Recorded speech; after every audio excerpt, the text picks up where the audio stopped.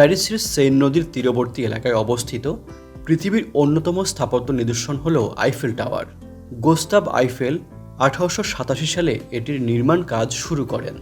মজার বিষয় হল, কম্পিউটার ছাড়া শুধুমাত্র কাগজে কলমে ডিজাইন করে বানানো হয়েছিল আইফেল টাওয়ার।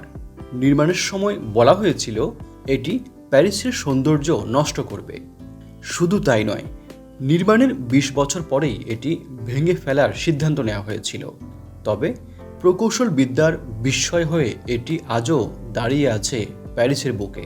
আইফেল টাওয়ার ছাড়া বর্তমানে ফ্রান্স কিংবা প্যারিসকে কল্পনাই করা যায় না।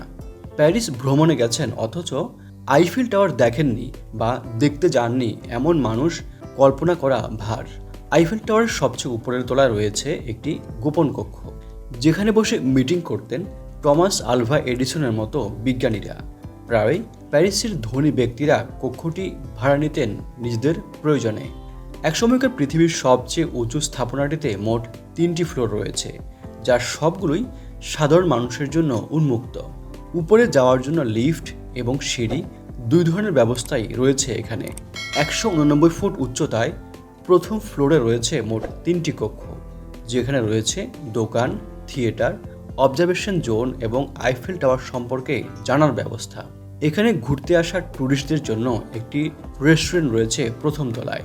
স্বচ্ছ কাচের ফ্লোরে দাঁড়িয়ে উপভোগ করা যাবে নিচের দৃশ্য।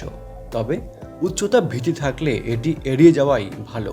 এখানে পর্যটকরা নিজের ইচ্ছা অনুযায়ী সিঁড়ি অথবা এলিভেটর দিয়ে যেতে পারবে। মজার বিষয় হলো, পূর্বে প্রথম তলায় একটি ডাকঘর ছিল। ভ্রমণকে স্মরণীয় করে রাখতে অনেকেই এখান থেকে বন্ধুদের ঠিকানায় চিঠি পাঠাতেন। বর্তমানে অবশ্য এমন সুযোগ আর নেই।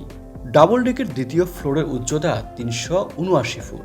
পর্যটকদের কাছে আইফেল টাওয়ারের সবচেয়ে জনপ্রিয় স্থান হলো এটি। এখানে থাকা অবজারভেশন ডেকে দাঁড়িয়ে প্যারিস শহরের হৃদয়ে জুড়ানো সৌন্দর্য উপভোগ করা যায়। এত উঁচু থেকে পুরো শহর সবার চোখে ধরা দেয় ভিন্ন এক রূপে। দ্বিতীয় ফ্লোর থেকে ফ্রান্সের বিভিন্ন আইকনিক স্থাপনার একটি স্পষ্ট ভিউ পাওয়া যায়, যার মধ্যে অন্যতম হলো the grand palace, Louvre museum এবং ইনভ্যালিডস মিউজিয়াম। পাশ দিয়ে বয়ে চলা সেই নদীর অপূর্ব দৃশ্য যে কারো মন ভালো করে দেবে। শুধু অবজারভেশন ডেক নয়, লেভেল 2তে আছে আরও বেশ কিছু আকর্ষণ। 2টি গিফট শপে পাওয়া যাবে নানা রকম ব্যতিক্রমী উপহার সামগ্রী। প্রথম ফ্লোরের মতো এখানেও আছে একটি রেস্টুরেন্ট। 379 ফুট উচ্চতার জুলস বার্ন রেস্টুরেন্টে বসে স্বাদ নেওয়া যাবে বিভিন্ন ঐতিহ্যবাহী খাবারের। দ্বিতীয় ফ্লোরে ওঠার জন্য সিঁড়ি এবং এলিভেটর 2 ধরনের ব্যবস্থাই রয়েছে। তবে একেবারে চূড়ায় বা লেভেল 3তে যেতে চাইলে একমাত্র দ্বিতীয় লিফটই আপনাকে ভরসা করতে হবে। কেউ চাইলেও সিঁড়ি বেয়ে আইফেল টাওয়ারের সবচেয়ে উপরের তলায় উঠতে পারবে না।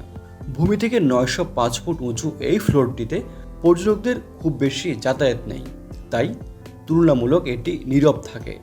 আইফেল টাওয়ারের সর্বোচ্চ উচ্চতায় দাঁড়িয়ে পাখির চোখে প্যারিসের সৌন্দর্য উপভোগ করা যায়। এই ফ্লোরটিতেও রাখা হয়েছে কাচের জানালা। এছাড়াও শরীরকে চাঙ্গা করে তুলতে এখানে আছে একটি শ্যাম্পেইন বার। চূড়ায় দাঁড়িয়ে পুরো শহর দেখার পাশাপাশি যে কেউ চাইলেই অ্যালকোহল পান করতে পারবে বারে বসে। আশ্চর্যের বিষয় হলো, নির্মাতা গোস্তাভ আইফেলের জন্য 3য় তলায় একটি গোপন কক্ষ বানানো হয়েছিল, যেখানে ছিল নিজস্ব বাথরুম, রান্নাঘর, চেয়ার, টেবিল এবং একটি পিয়ানো। তবে আলাদা কোনো বেডরুম ছিল না এখানে। এখানে বসে বিশ্বের নামকরা বিজ্ঞানীদের সঙ্গে মিটিং করতেন গোস্তাভ আইফেল, যার মধ্যে বৈদ্যুতিক বাতির আবিষ্কারক Thomas Alva Edison.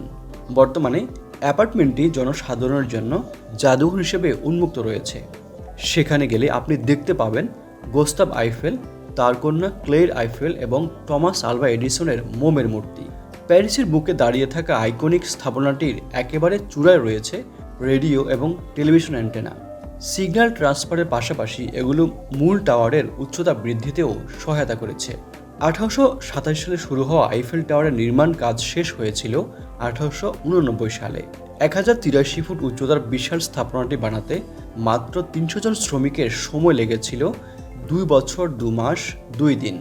Eiffel tower সম্পর্কে আজকের ভিডিওটি আমরা এখানেই শেষ করছি। এই ধরনের ভিডিও আরও দেখার জন্য আমাদের এই চ্যানেলটি সাবস্ক্রাইব করার জন্য আপনাদের প্রতি বিশেষভাবে অনুরোধ করছি। আপনারা যেখানেই থাকুন অনেক ভালো থাকুন। ধন্যবাদ।